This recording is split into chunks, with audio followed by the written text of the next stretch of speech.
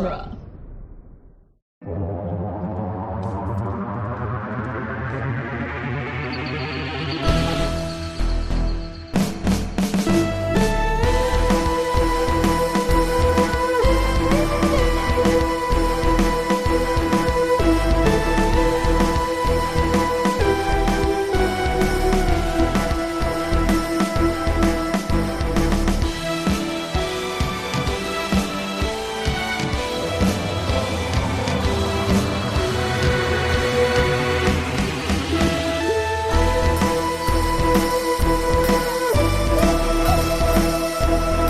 Hello, and welcome back to the Doctor's Companion presents Doctor Who, The Long Way Round, the weekly podcast where we review and discuss every episode of Doctor Who, one doctor at a time. I'm Nick Jimenez.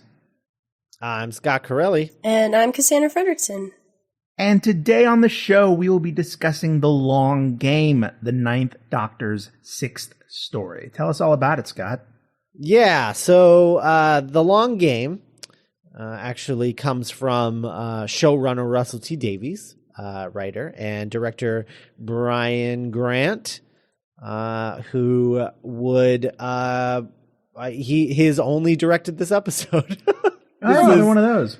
Yeah, this is the only one. So this is The Long Game, and basically what this comes down to is that in Russell T Davies' original pitch for the show, he wanted to do a short storyline in which he showed what made Rose special versus other people. And so he wanted to do a show, an episode that he dubbed The Companion Who Couldn't. And so we have Adam here being the titular companion who couldn't, which was then later changed, of course, to The Long Game. But yeah, I mean, that's it's funny because you know, I wish there was more to this story, but there just really isn't. Mm-hmm. There's a funny story about Simon Pegg having trouble with his dialogue because Russell T Davies just consistently thought it was hilarious to give people things that was very difficult to pronounce, such as the mighty Jagrafess of Holy Hadrajastic Maxidronopho or whatever. That thing, apparently Simon Pegg did like 50 takes of that and just could not spit it out. That's funny. So he had a lot of trouble with that. And yeah, I mean, it was pretty much, you know, it was written to be a cheap episode, to reuse sets multiple times, redress sets, and that, of course, won't be the only story that we talk about this season that was written to be a cheap episode. But yeah, it's I don't know. That's pretty much it. It's fine. It's fine. I guess even originally, the spike, the head spike, was conceived to be like the entire cranium opening up. Oh God! Revealing the whole brain instead of just the aperture in the forehead. And that was changed by the CG department because they were like, it would take way too long to make that look even passable, and that would be really expensive. So we probably shouldn't do that. So they changed it to the little aperture thing. But yeah. That's it. Nothing super interesting or exciting in this episode at all, really. But it does set up the finale much in the same way that the next story that we're going to talk about sets up its finale, which is interesting. But yeah, this is The Long Game. It's sort of like I don't know. It's like The Hobbit to the two-parters Lord of the Rings. The season finale's Lord of the Rings. I guess. I mean, it is, More right? Simon Pegg and less singing dwarves, sure. Yeah. Well, I mean, he's kind of a singing dwarf. Look at him. Oh. Yeah. So anyway, it's fine. I don't know. What do you guys think about this episode? Because I think the thing that always strikes me every time I watch it, I'm just like, man, can't wait to really like this episode because my boy Simon Pegg's in it, and I love Tamsin Gregg, and she's in it. And I really want to like it this time. And then every time I watch it, I'm just like, I feel my brain forgetting it as it's entering my brain. Like, I guess that's thematic. Yeah, I know, right? Yeah. Just like the aperture, the spike itself. That's what it feels like watching this, because it's just not memorable at all. Like, this is the one that I think everyone forgets about.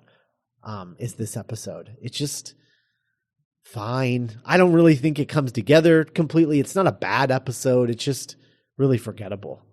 I mean, the Adam thing is what it is, I guess, but I don't know. Overall, I don't love the plot of this one.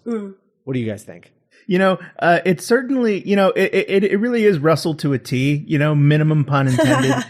I found this to be, well, this is longtime listeners of the show might remember this, meaningless factoid, but this is technically the first episode of the show I ever watched.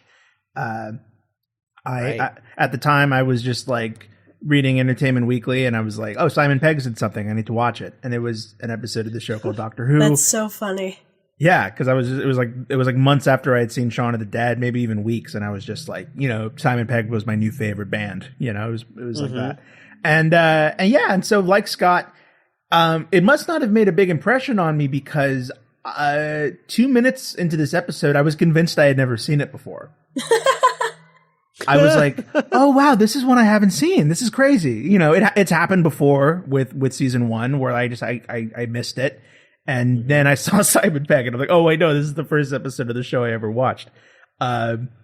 Make of that what you will, but yeah, I think Simon Pegg is a really fun villain. I think this is just like a total, it kind of seems to me like a first level, which is weird, but it's a great, maybe first episode of the show if it's on and no one's ever watched it before, kind of, you get the basics. But yeah, no, yeah, I actually, I don't know. I happened to get some kind of like solid, I don't know what the word is, but I was like, like during the kind of more social satire-y bits about like, there not being any humans to like raise a fuss, therefore this new regime is taken over completely, and it's all about humans taking back their need of, actually not unlike The World's End, weirdly, thematically. Yeah, there was a lot of The World's End in this that I was like, wow. Even Simon Pegg's performance, like the way that he was like looking up and talking at a thing, I was like, wow, this is just The World's End. So I enjoyed what this episode was about, and I just, I get a kick anytime the Doctor is just like, rise up, rebel, Jersey represent, like that's just my favorite form of Doctor. So yeah, I totally didn't mind watching this episode of Doctor Who. Yeah, it's fine. I always think about it as the one with Simon Pegg because he is a delight, as always. You can tell he's having a lot of fun with what he's given. I wish he was given more. I hate Adam. I don't know if I talked about this last time, but like, yeah, he really makes you appreciate Mickey. Yeah. Yeah. Especially watching this one and the one we're going to be talking about next time, back to back. Like, man. The Mickey who couldn't. Right. What's really interesting, though, is that there was a scene that was shot and ultimately deleted from the episode because the episode ran long, which actually makes sense to me because as much as like there's not a lot to this, it's a lot of like small disparate threads, so, sort of running simultaneously. And one of those things that was messed with was that Adam originally, when he was freaking out early on, he actually legitimately, when he said like I'm gonna go or do something, I think it might have been before. Maybe even before he first saw the brain thing. I'm not sure. But it was somewhere early on when he was freaking out about where they were and everything. He like legitimately called home And when he called home, his mother told him that his father was deathly ill and in the hospital, and she wasn't sure how they were going to pay the bills and yada yada. And so then that's why he does what he does in the story, is so that he can, get them a little bit of money and help his dad, hopefully, and all of that. But they just cut it out and made him a selfish prick instead. Yeah. Yeah. That sucks. I mean, on the one hand, I don't care about his family, but you're right. Sure. It makes him less of a doink.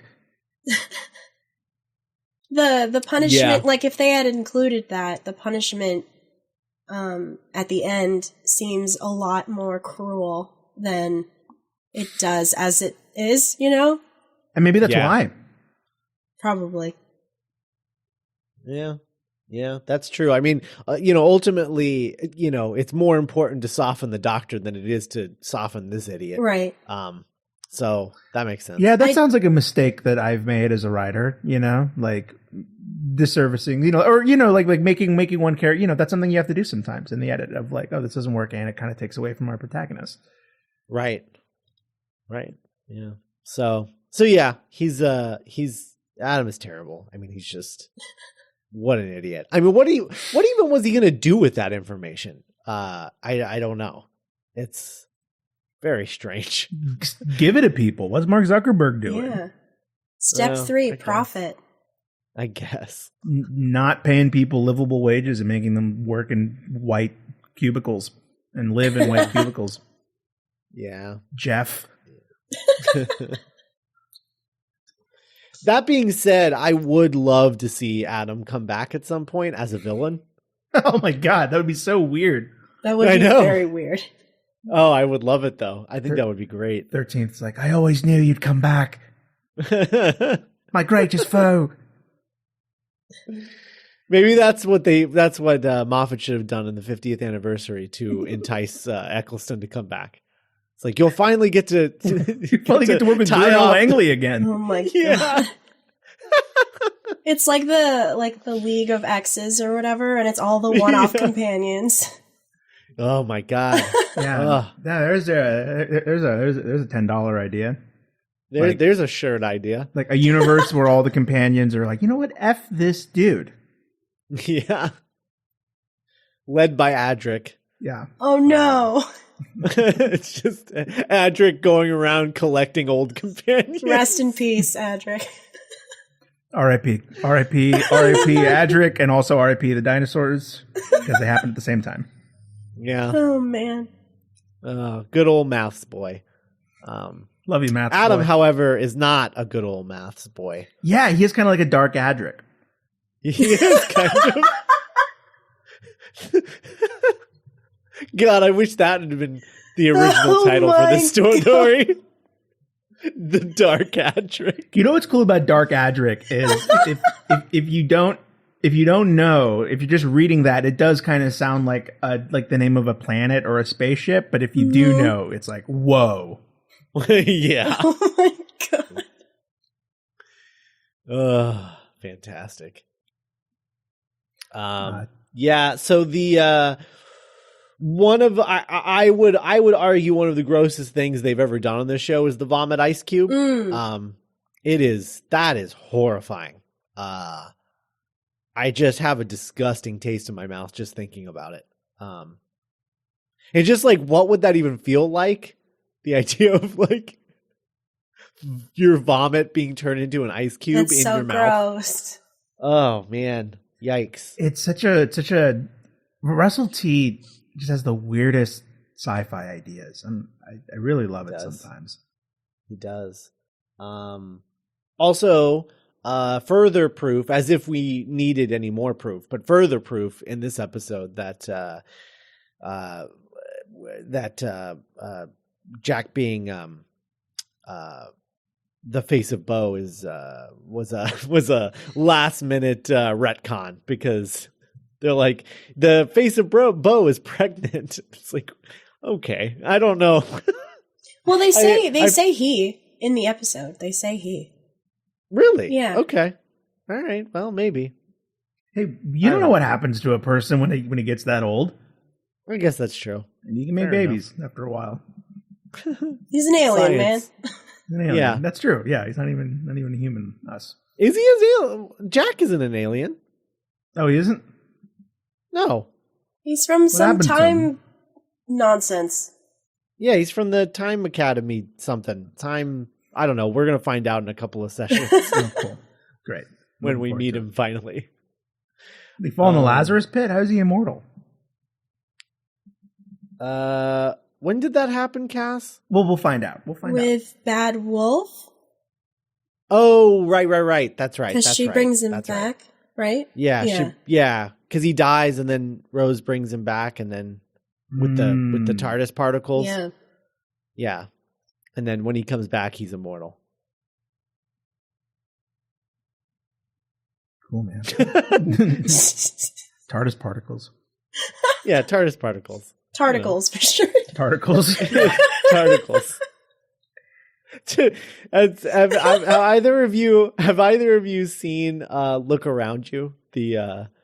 Not every episode, but I've seen a couple. Mm-mm. Yeah, it's a Peter Serafinowicz thing that it's like a parody of like science educational programming that you would watch in like elementary school. Oh God. Yeah, and it's like these stupid documentaries, and one of them is they're like talking about like ants or something, and then he goes, "Thanks, ants, dance." And it's just that reminded me, TARDIS particles.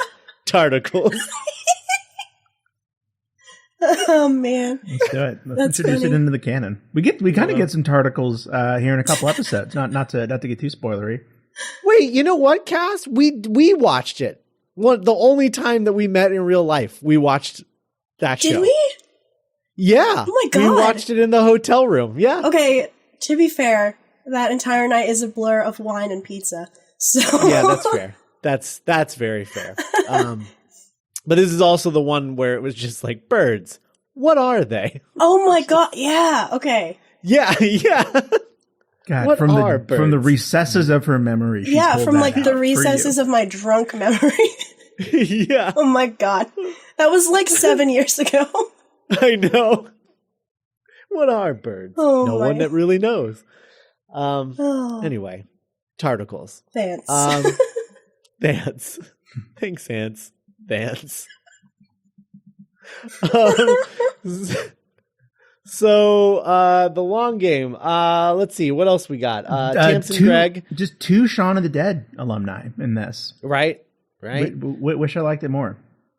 Yeah, Tamsin Gregg is. I mean, she's great. Which one is she? She's the lady who does the surgery on. The creepy nurse. Okay, on Adam. Yeah. She's from Black Books, and then she was in the line of people in Shaun of the Dead that they meet that are like the doppelgangers. Yeah, she's the one with the hat. So I always remember. Right. But yeah, she's great. She's on. There's a Showtime show called Episodes that she's on, and she's really funny on that. She's just, I love her. So the fact that there are, there are 2 people in this that I love, and this story just isn't good. It's just wasted 2 of my favorite British actors and like comic actors, and they're both in this, and they are both kind of wasted, here, which sucks. It sucks. I wish, they were used better in something else, but oh well. What are you going to do? I feel like Tamsin Gregg, it's kind of past that, how you can be in one Law and Order every 7 years, I mean, I would hope that they both are. I would like to see both of them come back in some capacity in the future. But maybe Simon Pegg is too big of an actor now. I don't know. Only time will tell. Yeah. Yeah. So, I don't know. What else we got to talk about with this one? What did you guys think of the monster? I don't like the monster design. No. Mm-hmm. It's very generic looking. Yeah. Kind of looks like a Doom monster. Yeah. Yeah. It reminds me of a very specific monster in the Half-Life games. Yes. Yeah. Oh man, Half-Life 2. I Yep. really put some time into that one. Oh yeah. Man, Half-Life. That's one of those games that's like in my top 5 as far as like which one should be turned into movies legitimately. Yeah, I feel like that's something that is going to happen eventually. Kind of like I do think deep down we are going to get a Zelda movie like in our lifetime. It's just going to Probably. I think they're working on it like right now. Oh, like, really? I think they're developing one. Yeah, because Nintendo is starting to make movies again. They're working with the Minion people to make a Mario like an animated Mario movie. That's right. yeah, which I think is a great idea. Yeah, for sure. And then I think they're developing with another studio. I think they're maybe Universal. I think they're developing a Zelda live action movie. But Nice. that's and then, it. I think they're just developing one. Yeah, Timothy Chalamet as Link. Let's make it happen. My God. Oh, and then they're doing that Detective Pikachu movie Oh yeah. Oh yeah, right. with Ryan Reynolds as the Yeah. voice of Detective Pikachu. He said, Yep. stating facts. Real weird. Whoa, we live in a weird world, guys. Yep. Anyway, I've always wanted to see Alfonso Cuarón direct Detective Half-Life. Pikachu. No, Half-Life. Okay.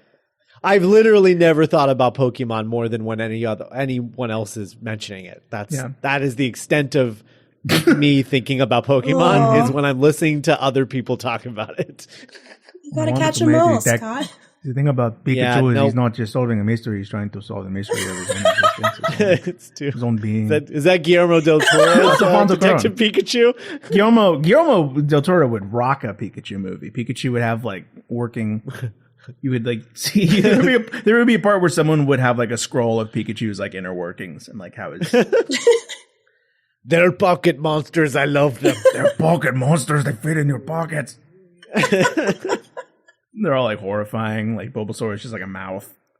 They're all played by Doug Jones. Yeah, they're all Doug Jones. Dude. Just I tiny know, Doug because- Jones. Yeah. Doug Jones is Pokemon.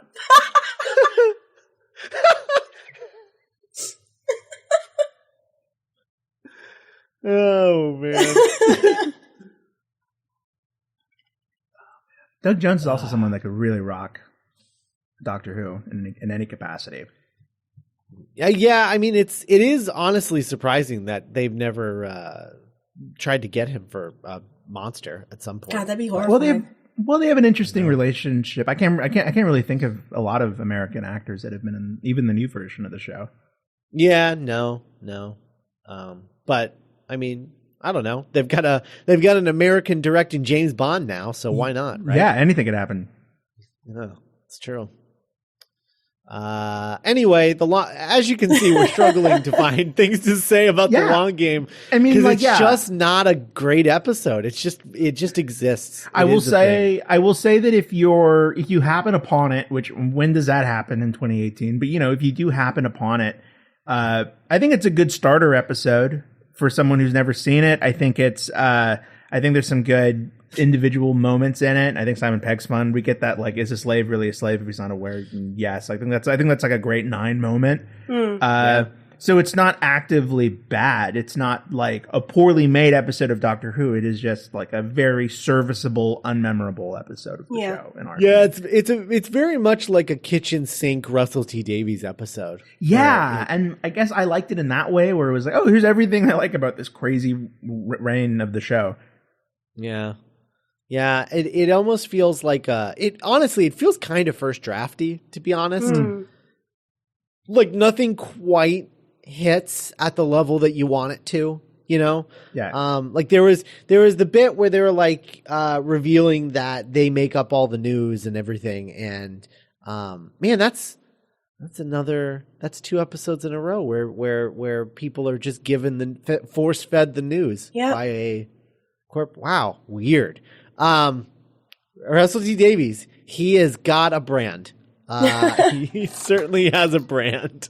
Yeah, man.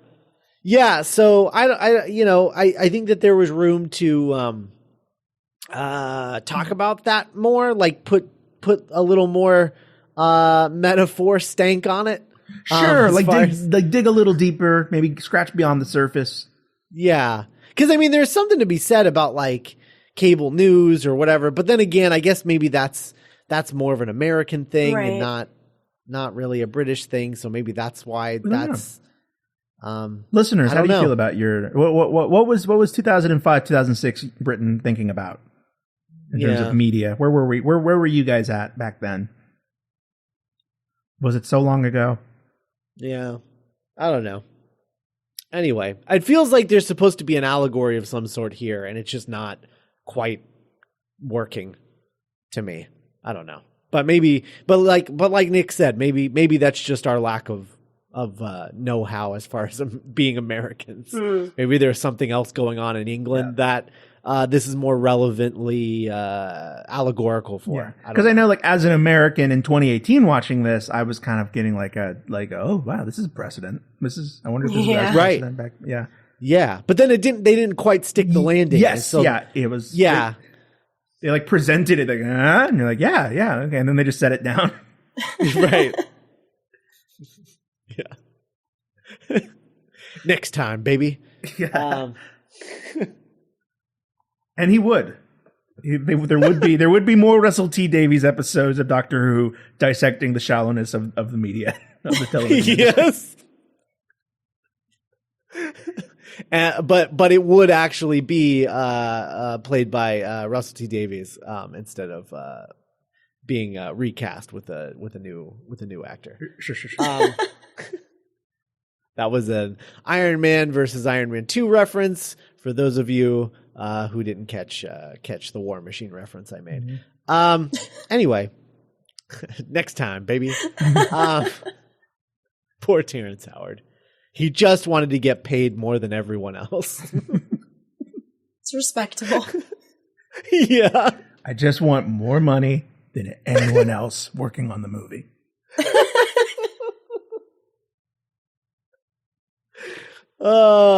Anyway, he's fine. He's on Empire. Lucius, what's he up to? What's he up to this week? I don't know. What if every time they mentioned the Great Earth Empire on this show, they were talking about the Fox TV show? Oh my god! Sure. The fourth great and bountiful human empire. Yeah. 96 billion people on Earth. And I like the mega cities. I like that you could see them from space. That was kind of cool. Yeah. It was a cool version of Earth. And I thought, again, kind of like going back to stuff that was introduced but maybe not dug into, the idea of humans being behind on our own trek of Earth, of the Doctor being like, whoa, you guys are stunted. You guys should be further along. Like, I felt that really hard. You know, like, oh boy, sometimes it feels like it. And like, that's a interesting idea of science fiction, the idea that we are being suppressed and not aware of it. But yeah, like we've been saying, it's I've already said about as far as it goes in the episode. Unfortunately. All right. Well, I guess that's it for this one. So we will be back in just a few days, to talk about the Cybermen 2-parter from season 2. In the meantime, if you're on Facebook, join our Facebook group, the Doctor's Companion Listener Society. Go check that out and join us there to talk about stuff. You're going to want to be a part of that group coming up because we got new episodes that we're going to be talking about, and obviously you're going to want to be a part of all of the discussion that I'm sure we'll be having over on the Facebook page. So if you haven't joined yet, do that. Go check out our Patreon page, duelinggenre.com/support. If you buy things on Amazon, you want to help out the show that way, you can do that. duelinggenre.com/Amazon. You can buy anything on Amazon, and that helps us out. Gives us a little extra there. So check that out. And TeePublic, we have a TeePublic store, duelinggenre.com/merch. Go to all of the Dueling Genre links. Just go to all of them.